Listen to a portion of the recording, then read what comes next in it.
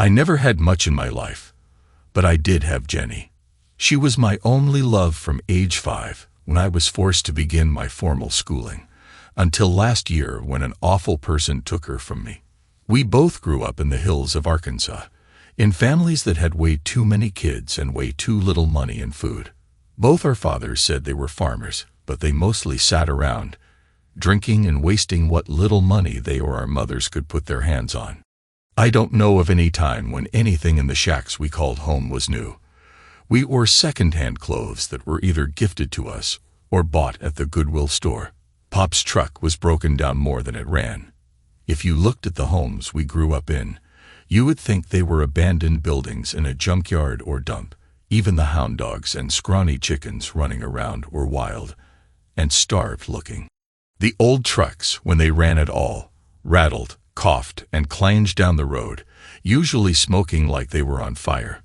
A time or two, they were. When a truck died, it was left to sit in the yard or wherever it died, unless it was a cheap fix our daddies could do themselves. If the truck died, we walked or bummed rides until Pop scraped up the money to buy another wreck on its last legs. We were too poor to even get a ride at the buy here pay here places. I know you've seen kids like us, or at least pictures of kids like us. Threadbare clothes, smudged, dirty faces, unruly hair, and that hungry vacant look. We were always hungry and scrawny, our stomach noises sometimes loud enough to reach the front of the classroom when we were in school. It got so bad at times, one or two of our early teachers would actually bring snacks and food from her home for us. Of course, we qualified for the free lunches at school, and later on the free breakfasts. You best believe Jenny and I took full advantage of them too. We always ate seconds if we could get them, and ate any food our few table mates left if we could talk them into giving it to us. We especially loved sandwich days. It amazed us that so many kids hated some of the food served and would throw it out. If the food was dry enough to carry, we took anything our friends didn't want with us when we left the lunchroom. Sometimes we took so many leftovers we had to scrape a bag, but we did it. The so-called pizza burgers and so forth that others said tasted like unflavored cardboard was like manna from heaven for us. If we could scrape enough, we even took it home for later, but usually, if we did that, our family ate it for us. So we usually tried to eat it before we got home. Sometimes we actually gained a pound or two during the school year. I don't know why, but from the first day, Jenny and I were a team. Being poor and not one of the beautiful people made us the target of bullies. Jenny and I rode the same school bus, and the first day of school, we were already the butt of many jokes and cruel remarks. I followed her off the bus as I was taught gentlemen let ladies go first. Hey, I said we were poor hill folk. I never said my mama didn't try to teach me to be polite to ladies, and to me, even at that age, Jenny was a lady. When Jenny left the bus that first morning and headed toward the school, one of the older boys and some girls began making remarks about her threadbare dress and the patches on it. I could see the tears in her eyes as she tried to walk past them, with what little dignity she could muster, even if we didn't know what dignity was in those days. The boy grinned and stuck his leg out and tripped her. When Jenny fell, one of the girls laughed and said, "Oh look, the little ragamuffin is so clumsy she can't even walk across the yard." I took 2 running steps and slammed into the boy that tripped Jenny. My head bounced off his face when I did that. After he fell to the dusty schoolyard, I watched him a minute to see what he would do. I was already familiar with our brand of rough and tumble fighting, and even as small and young as I was then, I intended to give it my best if he took it farther, even though he was half a head taller than I was and about 20 olds heavier. This time, the boy just lay in the dirt of the schoolyard and rubbed his bleeding nose. When he saw the blood, he jumped to his feet and ran toward the building. I knelt down beside Jenny and helped her to her feet, then tried to help her brush the dirt off her dress. I used my hanky to wipe the tears from her face, then dabbed the blood from her scraped hand and knees. I let her keep it because her scratches were still seeping bright red blood. About that time, one of the teachers rushed up to the group of girls still standing, watching us. He pulled me around and began dragging me toward the building as he said, "You little punk, we don't allow fighting and bullying in this school. If you keep this up, your days here are numbered. Now, come on. It's the principal's office for you." I tried to tell him I didn't start it, that I was only helping Jenny, but he didn't even listen or make a reply. Jenny dutifully followed, still crying. When we reached the office, she tried to come in with us, but the teacher and staff wouldn't let her, even though this was the first day of school. I received 2 swats of the paddle. This was not one of the namby-pamby schools where they weren't supposed to spank a kid and sent on a class. I was being manly and didn't cry, but darn, it hurt. I could feel the tears in the corner of my eye and the fire in my britches. The little twerp that started the fuss was nowhere to be seen when I walked out into the hallway with the teacher that took me to the office. There was Jenny. She gave me her little smile, then came up to me and took my hand. The playground monitor, the teacher that had taken me to the office, turned and walked down the hallway away from us. A different teacher said, "You two, come with me. You're already late for class." She took off down the hallway, moving almost too fast for us to keep up as she led us to our class, because we didn't know the way. After we were handed off to the kindergarten teacher, I heard our guide say, "You need to watch those 2 little animals." The first thing they did when they got off the bus was get into a fight with Dr. Stevens's boy. They even had the gall to blame him for starting it. Well, that was a picture of our early life, and a pretty good description of the rest of our school days. We were a group of 2, and had each other's backs from then on. Oh sure, we each had a few friends through the years, but none of them was close. We didn't have the money to do things in town and had no way to get back to town to attend the sporting events or school functions if we had the money to go. None of our so-called friends ever stood up with us when the bullies came around either. These so-called friends were children of more prosperous farmers or families that lived in town and had so much more money that we thought they were the ultra-rich. When Samuel or one of the other bullies approached, our so-called friends disappeared instantly. I never did know if that was because they didn't want to face the bullies with us, or because they didn't want to anger the town's elite. Jenny and I only lived about a mile apart as the crow flies, but it was uphill both ways, as the old saying goes. By road, we had to travel a little over 2 miles to get to the other's house. During the summer, we spent a lot of time together at one house or another. We each had chores, but many times we worked together doing them. Until she got older and began to grow, we would fish and swim in the nearby stream. But after she started turning into a real girl, Jenny became shy with me. We still spent as much of our free time together as we could, but for some reason, we quit skinny dipping and some of the other fun stuff we did when we were young. The summer we graduated high school, Jenny and I did what everyone expected and got married. We were so in love and so happy together, it should have been illegal. Both of us tried to find work so we could set up housekeeping, but we weren't too lucky with that. I got a part-time job in a local shade tree garage, and Jenny waited tables in the small cafe, 7 hours a day. Heck, we barely made enough to put food on the table. We were living in my old bedroom at home, and Pop made us pay him $150 a month rent plus buy our own food. I noticed, though, that everyone ate the food we bought and didn't replace it. We were always broke before the next payday. Our ride was just like Pop's. It was old, worn out, and smoked like an old locomotive. One hot August Saturday, Jenny and I made up a bunch of sandwiches and took off for the old swimming hole.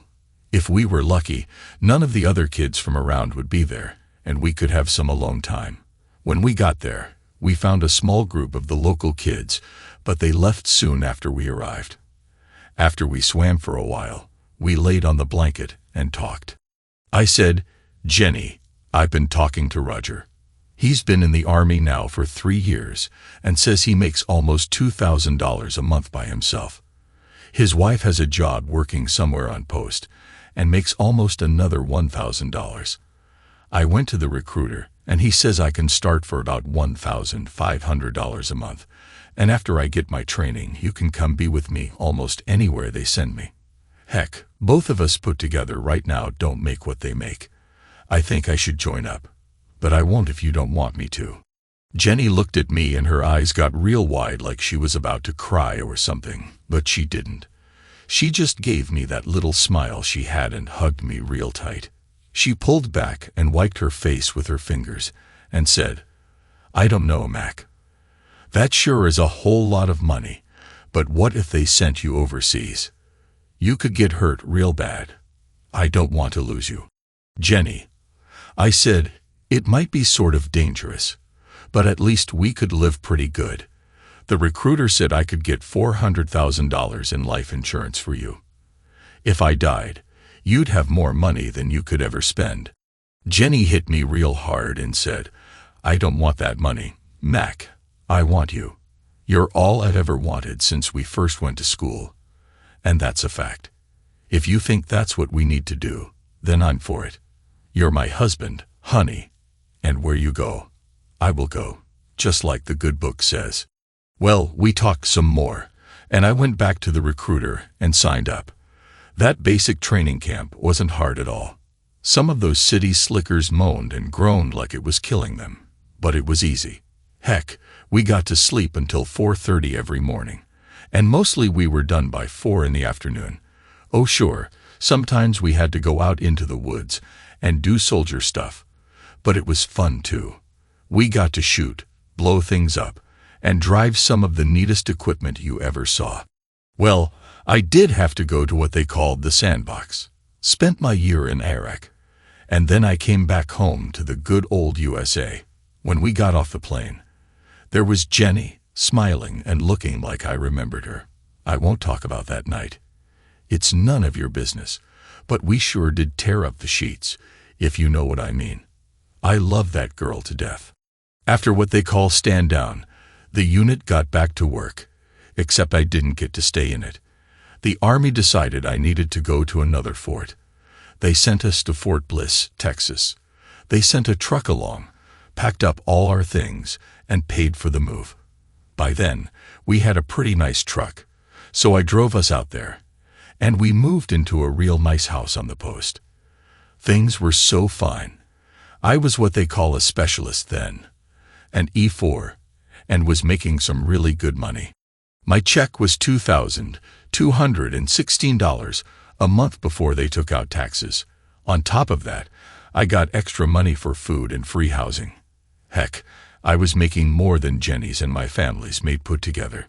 We'd been there about 3 or 4 months when one weekend, Jenny wanted to go into El Paso on a Saturday. I had the duty and said, "Why don't you wait, honey? We can go in next weekend."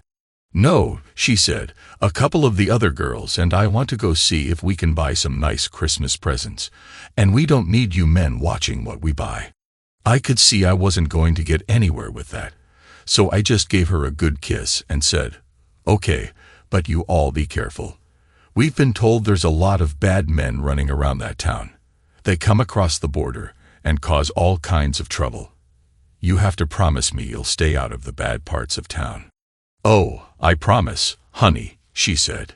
"Doris is driving. She and her husband go there all the time, and she knows where to go." That morning, I gave her a kiss and went off to duty. I had CQ, charge of quarters, from knockoff Friday night until 800 Monday morning. I made her promise to call me when she got there, when she left, and when she got home. She was sort of upset with me for checking on her, as she called it, but she settled down because she knew it was because I loved her and wanted to be sure she was safe. Besides, we hadn't owned our cell phones long, and I sort of wanted to use them. Her Saturday morning phone call came in just fine. They got to El Paso about 11 o'clock and went shopping. They were going to shop for a while. Then, after the big lunch rush was over, go to a Mexican restaurant that they heard was really good. We both love the Tex-Mex food. After lunch, they planned to shop a while longer, then have a nice supper before coming home. They planned to be home by about 7 or so that night. Well, I never heard anything else from her. By almost 8 that night, I was getting worried. I even tried to call her phone several times, but she didn't answer. About 8:15 that evening. 2015 for you military folks. I looked up when I heard the door open. I dropped the clipboard I was reading from and jumped to attention. The battalion executive officer and a command sergeant major, CSM, were coming in the orderly room door. There was a chaplain following behind them. The major said, "Specialist Potter, I have some bad news for you, son. Your wife Jenny was killed in El Paso this afternoon. I'm sorry, son. If there's anything you need, just let the command sergeant major know. We'll find someone to relieve you here and get things going for you to take care of your wife." I just sat there a minute. I didn't know what to say. I felt tears running down my cheeks, and someone was screaming and crying. Crying. Darn it, I was hurting here. Why wouldn't that idiot shut up? I felt a large hand on my shoulder and dimly heard the CSM say, "We understand, son. You need to calm down now. We've all got things that need to be done." That noise kept up. Then I felt a hard slap on my face. I didn't think. I just jumped up and started looking for the person who hit me.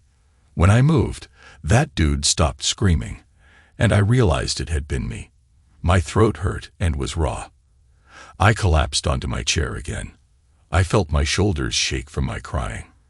This time, I heard the CSM saying, "Son, I know it hurts, but you have to get control of this. Come on, let's get you home." We walked into our house, and a bunch of folks followed us in. I couldn't believe it. There was the group that got my Jenny killed. I about lost it again. They were all bruised and scraped up.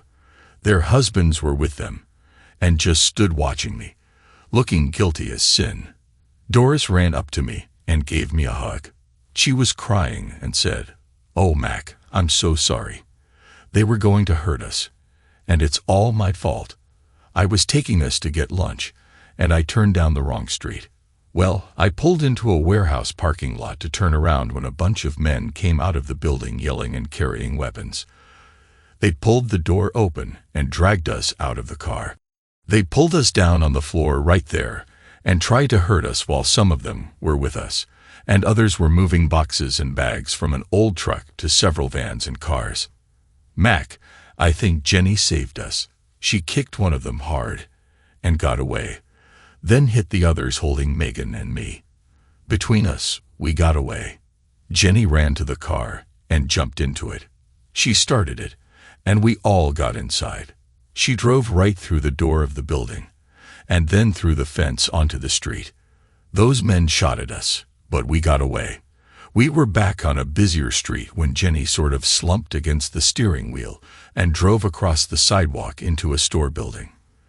Those men shot her when we were leaving, Mac, and she still drove us to safety. Oh, Mac, I'm so sorry. It's all my fault. I don't know how you can even stand to look at me now." Well, what could I do? I pulled Doris to my chest and hugged her until her husband pulled her away and held her. He said, "I'm sorry too, Mac, but I'm so thankful your Jenny was so brave and tough. If there's ever anything I can do for you, man, you just ask. I don't care if it's legal or not. Man, you want it, you got it if I can do it for you." Well, after that, I listened to the other people telling what they knew. We watched the late news, and they had a story on it. I saw my Jenny laying on the stretcher beside the wrecked car. Then I watched them put her into the ambulance, and it drove off. The newswoman said the girls barged into a narcotics deal one of the local groups was conducting. Seems Jenny hit one of the trucks hard enough it couldn't be moved, and she ran over 3 of the criminals. Somehow, the police got there and found some of the evidence. One of the dead men was known to be in a gang dealing drugs. Of course, they said the investigation was still going on. Doesn't matter. I lost my Jenny. Those men took her from me. And like the good book says, an eye for an eye, a tooth for a tooth. I was going to get me some of their hides. I can't complain about how the army treated me. Before you know it, I was on my way home with my Jenny for the last time. We had one of those singing, crying, drinking funerals. My back got pounded until it was sore and bruised. I got more hugs from women than you can shake a stick at. Most of them I either didn't know at all or didn't know very well. Finally, my 2 weeks were up, and I went back to bliss. There wasn't anything blissful about it, especially now that my Jenny was gone. Of course, as soon as I got back, they told me I had to move out of our house since I wasn't married anymore. Had to move into the barracks with other lower-ranking soldiers.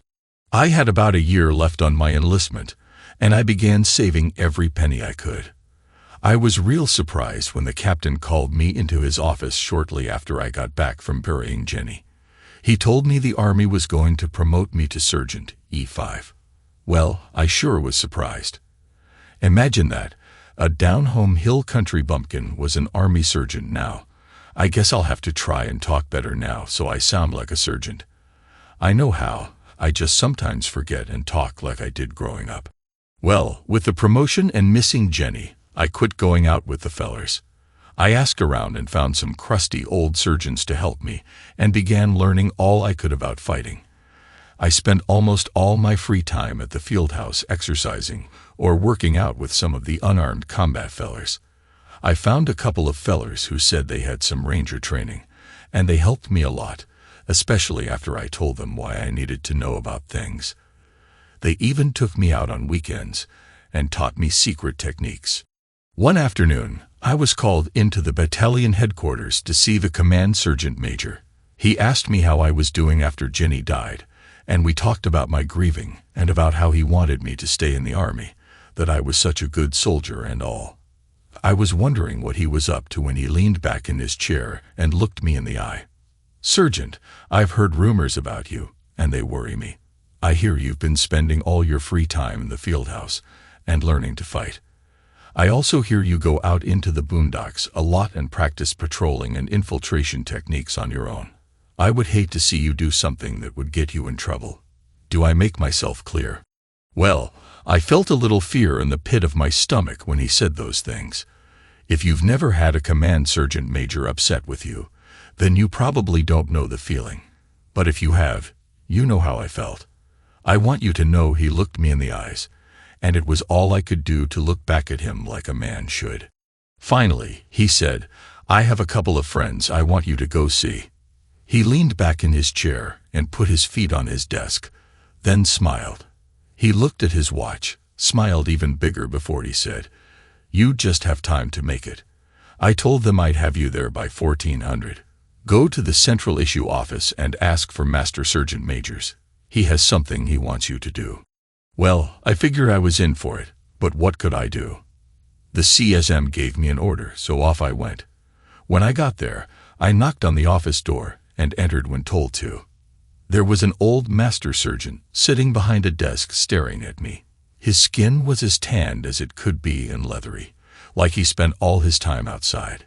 He just looked at me and didn't say anything.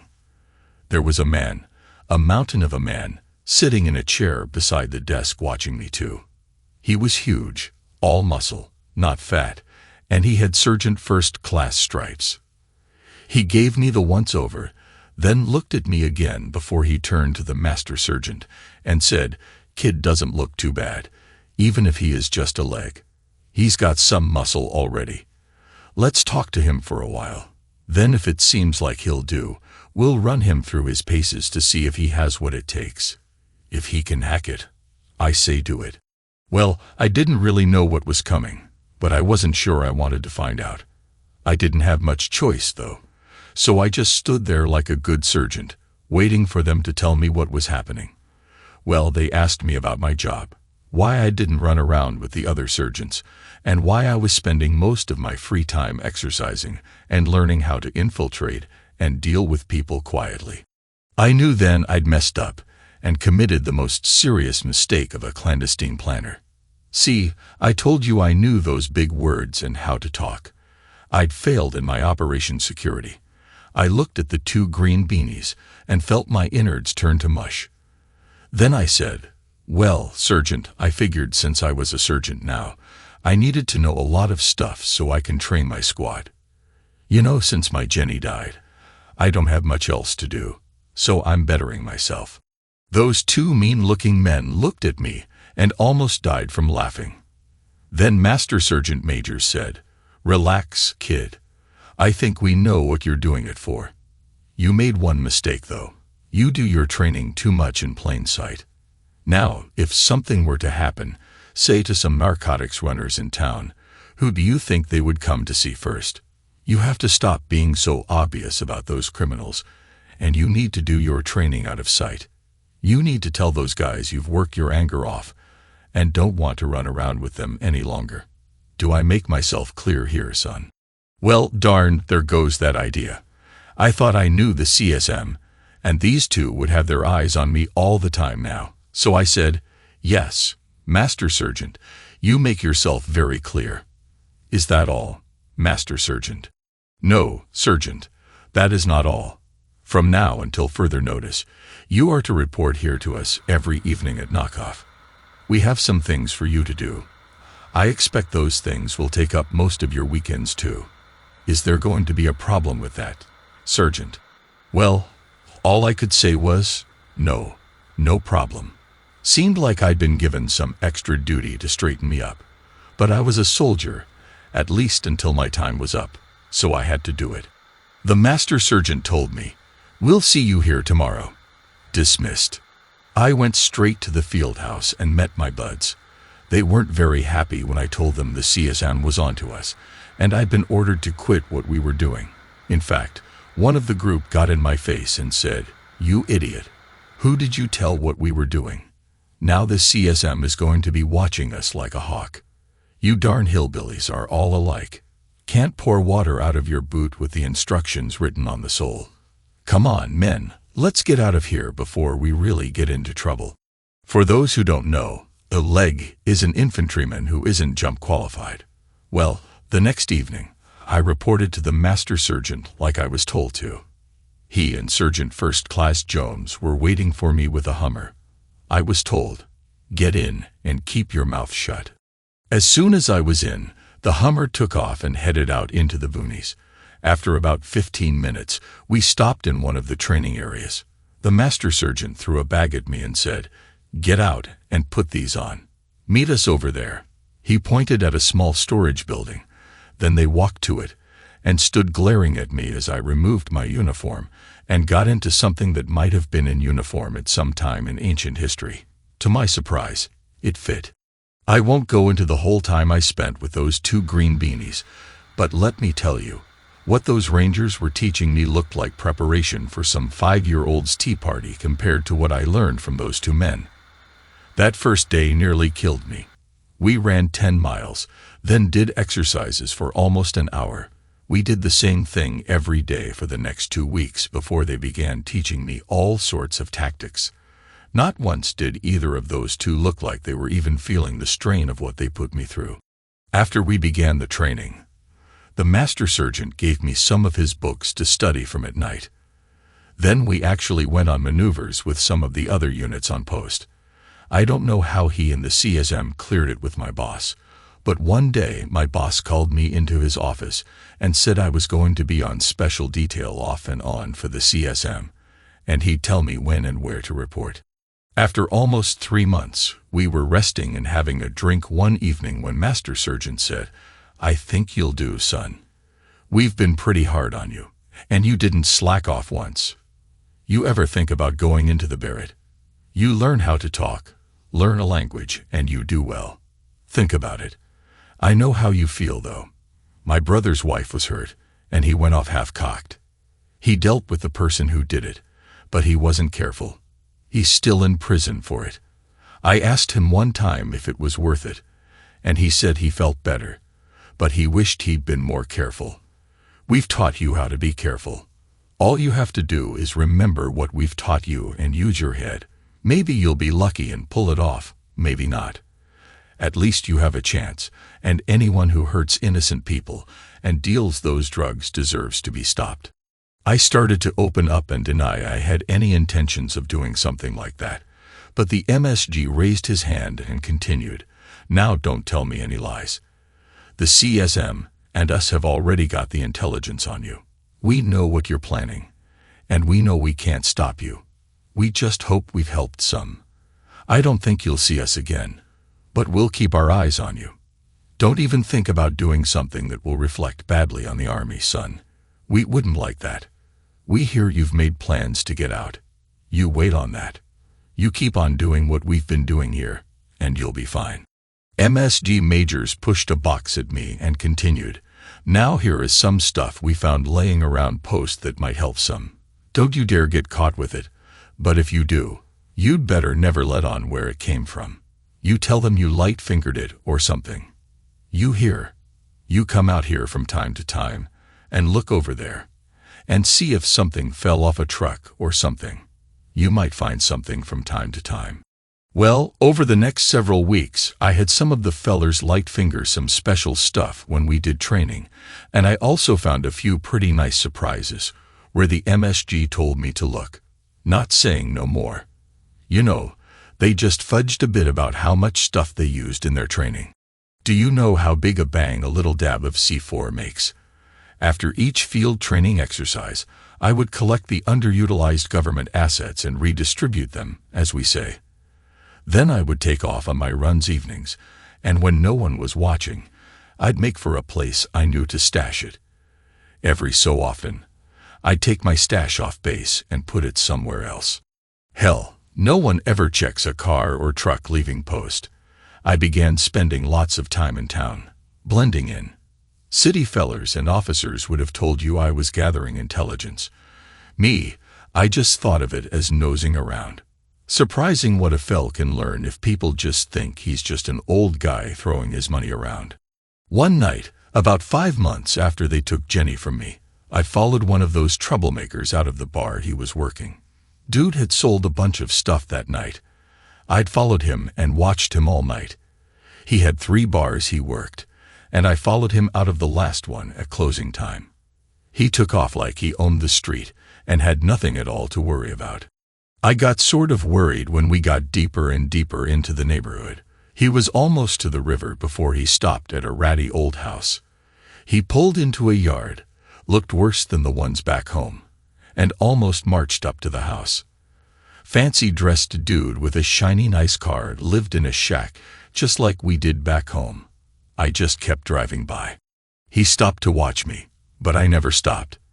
Hell, I almost looked like I belonged there. My old truck was as ratty as most sitting in the yards thereabouts, and I'd been outside with those 2 tough old guys so much I was tan and leathery, just like one of those locals. I even had dark black hair like they did. The only problem was my hair was cut shorter than theirs was. Well, anyway, I took off around the corner and killed my lights, then coasted to a stop. I was out of the truck and hoofing it back to his house almost before he got inside. I moved like a ghost, you know, between what I learned back home hunting and what those ex-green beanies taught me. I was the knight. I was dressed all in black, and I wore rubber gloves and had a mask on, one of those rubber ones that was skin-tight, almost sure was hot. Well, I looked in every window I could, and all I saw was the troublemaker and his woman. They were talking pretty loud, but I didn't know for sure what they were saying, speaking Spanish like they were. He seemed pretty upset about something and hit her. She screamed and fell down. Pretty soon a couple of kids came out of the other room crying. That woman, she got up from the floor, rushed to them, and hugged them, then pushed them back into the bedroom. I guess she was crying too. The troublemaker walked into the kitchen, got a beer, sat on the couch, and put his collections on a little table in front of it, then made a phone call. He just sat there drinking his beer, and every so often, when he heard a car, he looked toward the door. Well, I don't know what I was thinking about, but I went back around the house, and I came in the back door and light-footed it up to him. Hand around his head and over his mouth. Pull the head back in one slice, then push. I went through his pockets right quick, then just grabbed the pile of cash on that little table and took off out the back door I came in through. He still had a bunch of drugs, but I didn't take them. I was out of the door without a sound before his woman had the kids down again. One day, I drove out of town and hid my mask and dark clothes, then headed back to the post. When I got back to my barracks, I went straight to my room. After I cleaned up, I counted the wad of cash I brought home from the troublemaker's shack. Damn, I grabbed over $7,000 from that table and his pockets. I knew that was just a drop in the bucket for those clowns, but it sure was a wad for me, more than I normally made in 2 months with the army. I kept on doing my job and putting in my time. I kept going back to town and watching those fellers too. So far, the darn authorities hadn't found anyone to lock up for taking my Jenny. I'm not surprised. I'm not even too sure they were trying too hard. Well, the day finally came, and I was mustered out of the army. I sure was going to miss it, and especially the 3 squares and the pay. But I had things to do. Before Jenny got killed, we were going to stay in, but now I had to avenge my Jenny, so I got out. There are lots of places to camp around El Paso, and some of them are even legal. I made use of those places while I followed those troublemakers. I changed campsites every 2 or 3 days, just to be safe. Over the next 2 months, I took a couple more out whenever I needed more money. I was careful to do the jobs differently each time, and didn't take too many because I really didn't want the small fry. I wanted the big one that was there when my Jenny was killed. I started following the cars when they picked up the receipts from the pushers. It didn't take too long to find the distribution center. There sure was a lot of muscle around there, and they looked rough. You sure could tell who was in charge, though. A couple of banty roosters came strutting in, and the riffraff parted like water. I watched that place for a whole week, off and on, mostly on. Every night, about 400. A van came, and they loaded a couple of big suitcases inside. Later, another one came, and they carried boxes and bags inside again. Late in the afternoon, pushers would come and pick up their night's inventory, I guess. Then it all started over again. I followed the van with the cases it loaded. From there, it went to 3 more houses, then took off for the industrial district. As soon as it got there, a door in a warehouse opened, and it drove inside. There were all kinds of people walking around the building, and I saw a bunch inside too. They had some offices inside, all lit up with suits in them. I took another 2 weeks, scoping out the warehouse. Best I could tell, there were 6 guys outside all the time. I guess there were about a dozen inside. Some nights, there were a few just hanging around, coming and going. Their outside guards were good, but every so often, one of them would be just a little off, not paying attention like he should. I could get up to the building, but I couldn't find a way to see inside, and I didn't want to go through a door without knowing what was going on inside if I could help it. I did find a spot I could hide that allowed me to see inside when they opened the big doors to let vehicles in and out. The problem was I didn't get to see the inside for long at a time. I got me one of those digital cameras and took pictures every time the door was opened, so I had sort of a record of the inside and goings-on. Finally, I gave up trying to see inside anymore. I decided it was time to get into the building one way or another. I waited for the darkest night I could find, cloudy and no moon. I waited until the money van picked up the last house, and we had a little fender bender at a corner. Well, 2 of them came charging out of that van and began yelling at me. I just lifted my hand and let him have it. I gave each of them a double tap in the head, then went to my truck for some plastic. I put it in the van and threw the dead driver on it. I put more plastic down on the passenger seat and leaned the one riding up there so it looked like he was doing his job. After I had the meat back in the van, I drove to the warehouse. Pretty as you please. Hell, this night went just like the others had. The guards saw a van they recognized, and one of the yard men just opened the door for me, and I drove right in. Piece of cake. I drove in real slow and looked around all I could. There was a bunch of dudes around some tables inside an office counting money. There was a bunch more in another office drinking and watching a TV. One office had 2 dandies sitting doing I don't know what, and there were 3 guards scattered about. It was almost exactly like every other night. I managed to see inside. Well, I had it to do. I really didn't expect to get out of this one alive, but I had to avenge my Jenny, you know. I promised to take care of her, and I didn't. Now, someone has to pay. I don't have much to live for now, anyway. Well, I came out of that van, and quick as scat, I dumped a frag grenade into each of those offices, then pulled my pistol and began hunting those guards. I had 3 more grenades left and a bunch of pistol rounds if I got to use them. I hadn't found a need for the little dab of C4 my buds managed to nick for me, but I had it and some caps if the need arose. Before I could hardly move, the grenades began going off. Damn, those things are loud. There were pieces of metal and debris flying and people screaming. Hell, over there, some scum sucker shooting at me. That fixed him. 2 of them holed up behind that van. I pulled a pin and lobbed a grenade under the van. Hell, I didn't know vans could fly, though it didn't fly far. Those 2 aren't interested in bothering me anymore. I moved toward the office with the TV.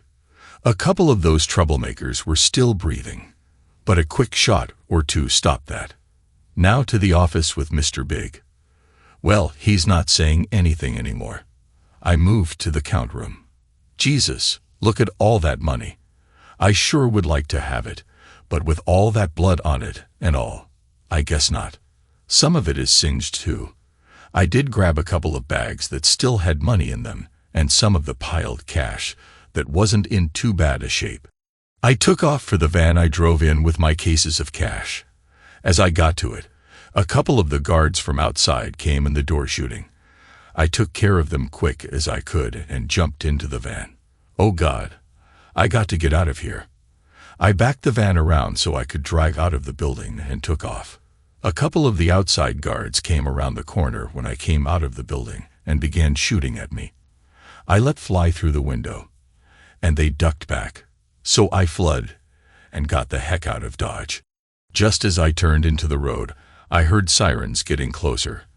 I ducked into another warehouse complex, turned my lights off, and hid behind the building. As soon as the fire trucks and cop cars passed, I drove back onto the street and took off with no lights. I finally got back to my old truck and stopped the van in the middle of the street, where it was when I took it. I put the troublemakers back where they fell when I finished them off, and loaded the bags into my truck. I rolled the bloody plastic up so it wouldn't leak and put it in my truck bed, then took off from my campsite. I got back to my camp spot just as dawn was breaking. Man, I was bushed. I felt as tired as I did in the box after a firefight. Of course, I guess that's what I just had. So it made sense. I grabbed the bloody plastic and threw it on my fire to burn the evidence. While the plastic was burning, I pulled one of the cases out of the truck and opened it. Damn, it's full of money of all kinds, from ones up to $100 bills, all banded together with a name inside each bundle. Damn, there's thousands in this case. It'll take me forever to count it, and I don't have time now. And I have 5 of the cases. I hung around town for a few more days, watching and reading the news. The cops made a huge narcotics bust, according to the news. They say they found a narcotics distribution center and bank in the industrial sector when they responded to what they thought was a gang war.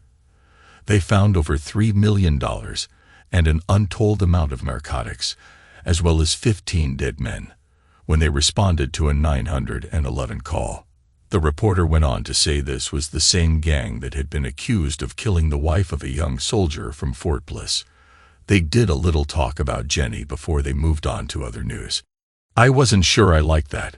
If I missed anyone, they might decide to check up on me for this. After about a week, I took my bags of money and the few clothes I had and went home to Arkansas. The Army had already shipped my furniture and household goods home for me, and they were in storage now. I had to rebuild my life without my Jenny. At least I was compensated some for her pain and suffering, and those troublemakers paid. I didn't tell anyone I was coming home. I just drove when I felt like it, and got there when I got there. I came into town one afternoon about 3 o'clock and didn't even stop. I just drove right on through and out of the way to the farm. It still looked like a dump. Somehow now, after I'd been in the Army for so long, it really bothered me how it looked. I wondered what the heck was wrong with the old man and Ma. When I stopped in the yard, the rickety screen door slammed open, and my two youngest brothers and my youngest sister ran out of the house toward me, screaming as they came. May followed, wiping her hands on a threadbare dish towel. Her thin gray face broke into a smile when she saw me. I hugged her and felt the bones. I wondered when her hair got so gray. "Mac, what are you doing here? Why didn't you tell us you were coming home?" "I didn't know when I'd get here, May. They let me out of the army, and I just took my time coming back." "Oh, Mac, please don't tell me that there's no work back here, son. I thought you were going to stay in the army." "Yeah, I was until, well, I had no reason to do that anymore, and I had some things I needed to do that the army wouldn't have liked, so I let them put me out. They say I can come back if I want, but I don't know. Somehow, it just doesn't seem right for me any longer." "Well, come on in, son. Your daddy's out and about. I don't know where and I don't know when he'll get back. I got some soup about hot if you're hungry." I laughed and said, "Sounds like the same old, same old. You guys doing okay?" Ma sighed and sort of collapsed into her chair. She looked around the ragged old kitchen and said, "Yeah, I suppose. At least with most of you kids gone, we're doing better. The young ones aren't as skinny as you all were. If I didn't love your daddy so much, though, there are times. Well, enough of that. Tell me what you've been doing. You have any idea what you want to do now at your home?" "Ah, heck, Ma. I just did army stuff until they let me go. Then I came home. Don't know for sure what I want to do now. Guess I'll look around. Might try to buy some land, I guess. I saved a little while I was in the army." "Oh, Mac, don't do that. Land around here is awful poor. You'll nearly starve if you try to farm like we do. You know how rough it was when you were home, son. Find you a high-paying job in town or try to go back into the army. I want better for you kids than your daddy and I have." I hugged Ma and said, "Well, I'm not sure about anything yet. We'll see. Like I said, I have a little saved up, and I need some time to relax." Well, Pop never did come home that night, but that wasn't anything new. About supper time, I put a bowl of soup in front of me, her, and the kids. Heck, you could see the bottom of the bowl. The soup was so clear. I found one small piece of some kind of meat in it, and a few small pieces of vegetables. We did have a small piece of cornbread each to go with it. We only had water to drink. I didn't say much, but I was still hungry when I finished. Oh well, one light meal wouldn't kill me. Maybe she just didn't have enough to cook to go around since I didn't tell her I was coming home. About 10 that night, I crawled into my old bed and tried to sleep, but I didn't do much of it. The next morning, I wandered out to the kitchen for breakfast. May gave me a weak cup of coffee and went back to stirring something on the stove. Pretty soon, she put a bowl of oatmeal in front of me and the 3 kids. She just sat there and drank her coffee. I looked around for the milk and sugar, but there wasn't any. I got up and looked in the refrigerator, and it was almost empty. Sure, it wasn't any milk there. I looked in the cabinet for sugar, and it was almost empty too. I sat down in my chair and looked at the about 3/4 full bowl of oatmeal. When I looked at Ma, she was looking everywhere, but at me. I said, "Ma, there's no food here, is there?"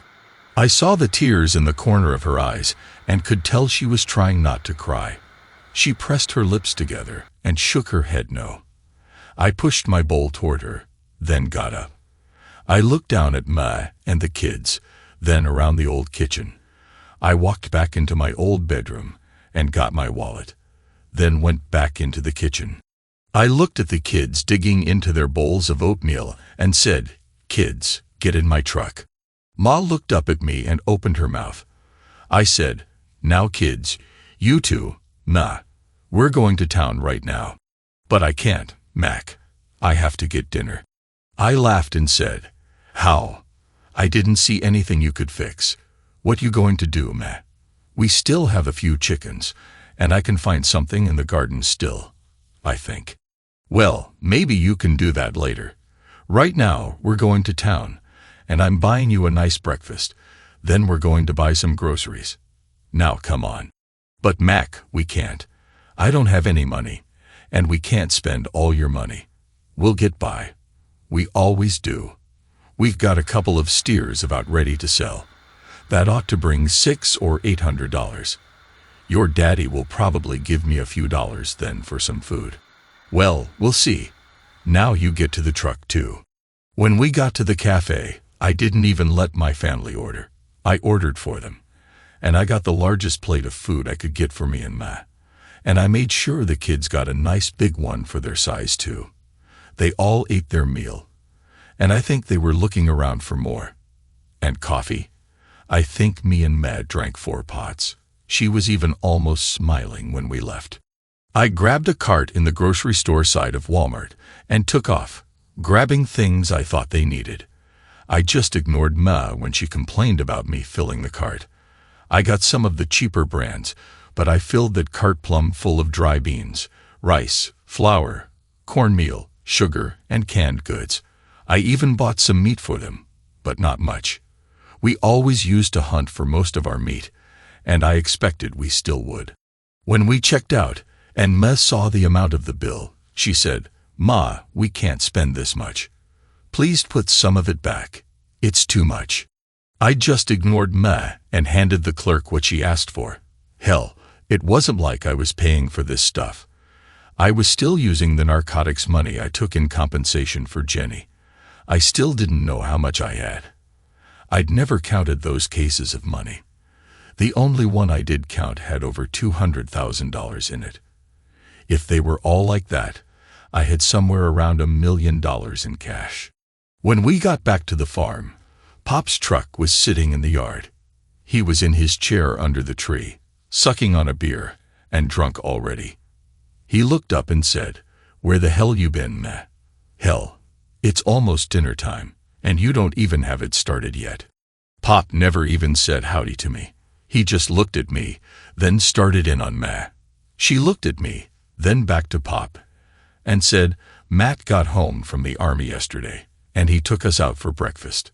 Then we went to the grocery store for some food. I'll get your dinner cooked right quick." "Now you've been holding out on me, woman. I asked you a couple of days ago for some money, and you said you didn't have any. How did you buy groceries?" "No, I ain't been holding out on you, Billy. Mac bought some groceries with his last pay from the army.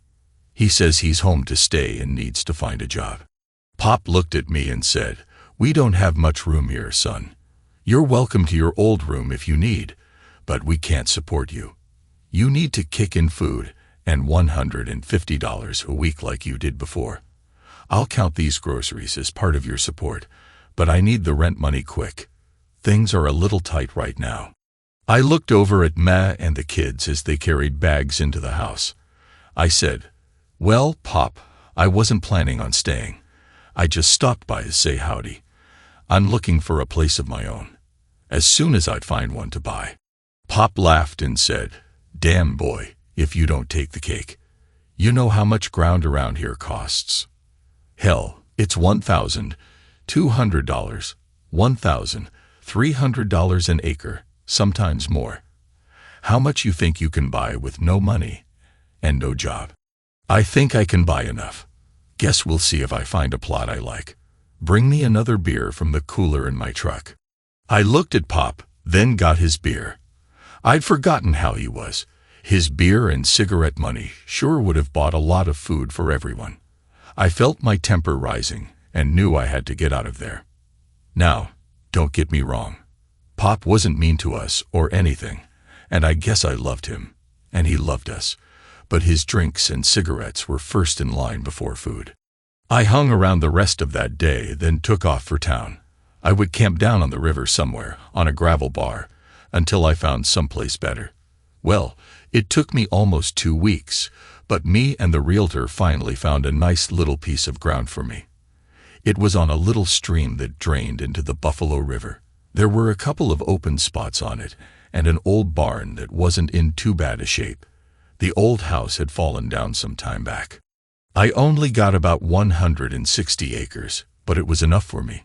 It would have some good hunting on it, and I could fish and grow a big garden if I wanted. There was even room for some pigs and a few head of cattle in the meadows. I thought I might get some goats and chickens too. The darn bank wouldn't loan me any money to buy my farm. Said I had no job and no way to pay for it. Darn, now I got to spend some of my stash. But if I do that, and the feds get wind of it, I'll be in trouble with them. I told the realtor I had cash money, but it would take me a while to get it. Could he hold off on the deal for a while? That night, I called one of my buds that was still at Fort Bliss. Well, you know him. He was Dora's husband, Jack. After we got done with the catching up, I said, "Jack, I got sort of a problem here. I want to buy a little piece of ground, and the bank won't loan me the money. I wondered if you could help me out some." "Whoa there, Mac. I know I told you we'd help you if you needed it, but I'm afraid I can't loan you any money." "Hell, you know how it was. We just barely have enough to get by between paydays, especially with 3 kids now." "Nah, Jack, that wasn't what I meant." "Well, it sort of is, I guess, but I have the money. I just need someone to sort of help me with it. I came into some cash a while back, but I don't have no way to show it.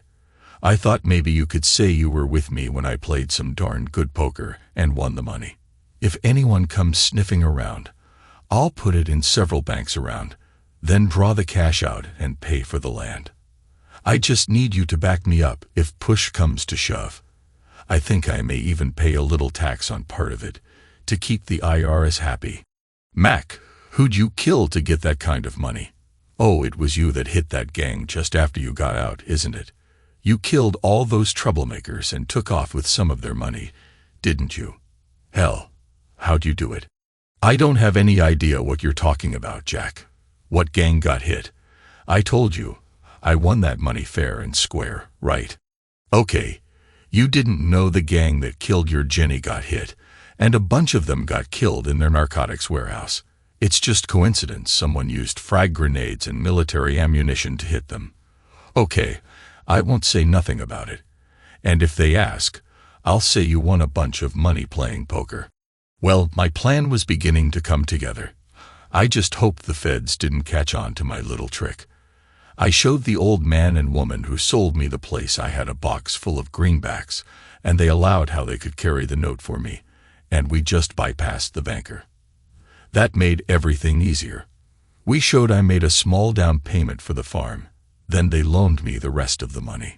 What really happened was, we did that, then in about 7 months, I gave them a big box of cash, and they signed the loan papers paid in full. Then they took off for warmer places. They wanted to live the rest of their lives in sunny Florida. So off they went. Now I owned a nice little farm with no house and only had 4 boxes of money, but that's fine. I don't need much. I built me a little room in one corner of the barn and put an old wood stove in it that I could cook on. I had me a small table, a nice comfortable chair, and soft bed. What else could a guy want? Well, maybe some girls, but I hadn't seen no other woman who could hold a candle to my Jenny, and I wasn't looking. You know, when my urges got too strong, I just went to one of the bars around and picked up one of the barflies. Problem solved for a while. Thanks to everyone who took the time to listen to today's stories. If you enjoyed it, please consider liking and subscribing if you haven't already. Feel free to share your thoughts on the events in the comments below. Take care.